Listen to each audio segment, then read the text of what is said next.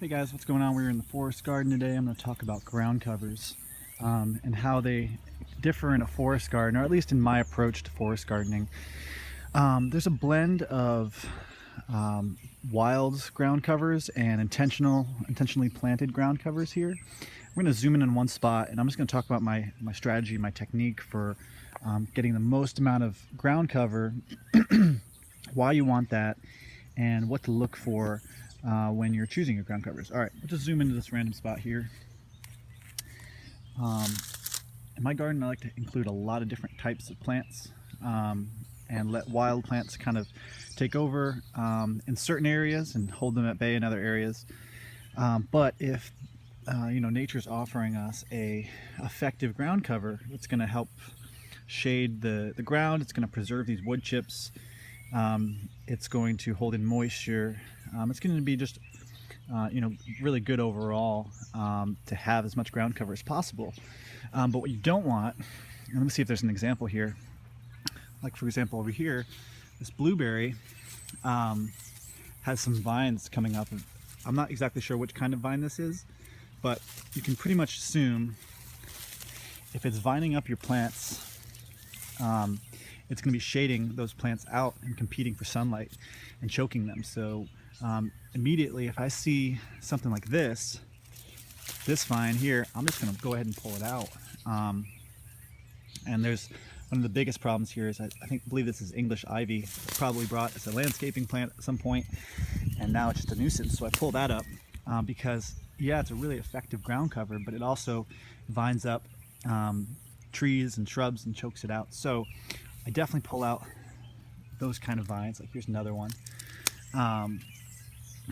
Then there's things like violets, which I was pulling up a lot of when I first started, and I realized that it's not a good idea to pull it up because A, it doesn't grow much taller than this. It might get up to 6 inches, but this variety is pretty small, and it has edible flowers that attract pollinators, and it's just kind of a friendly plant. And actually, it's edible too. I found that the leaves are edible recently.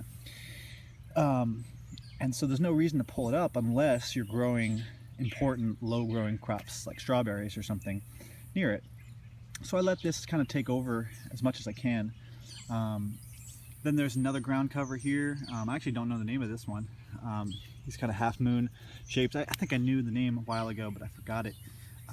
But again, this is the same situation. It's pretty friendly. Doesn't grow up trees or shrubs. Doesn't get too invasive. So I'm going to let it grow, and you can see in the back there, it's all that type of plant. And it's no big deal. It's great, and it shades the ground, holds in moisture, keeps weeds that I don't want from popping up. And so just in this one little spot, we also have Virginia creeper, which it stays low from now, but I have seen it grow up my blueberries and fruit trees. I don't really want that, so I tend to pull it out whenever I can. Let's see what else is right here. This is a type of strawberry. This is called an Indian strawberry or a barren strawberry because it doesn't actually produce fruit that are that tasty. It's still edible, but not that tasty. I'm actually getting a variety of strawberry in called Kelly's Blanket, which is one of the fastest growing varieties of strawberry out there. It shoots out runners in all different directions and covers ground really fast. And it has good flowers for bees too. It doesn't produce fruit either though, so that's the trade-off. And so I definitely let these grow because they're low growing. They don't compete with the plants around them. But I pull up anything that vines, and that's really important. One other note about weeds, it's kind of unrelated, but I'm noticing now, you might be able to see in the background, there's some grass that's going to seed. If you're trying to remove grass from your site, or any kind of weed from your site, right around fall, early fall, mid-September here, or whenever you start to notice they're starting to produce seeds, is the time, right before, maybe actually before the seeds set, is the right time to weed, because otherwise, if you wait too long, as you're weeding them, the seeds will fall out, and then you'll have 100 more weeds next year. So learn from my mistakes here.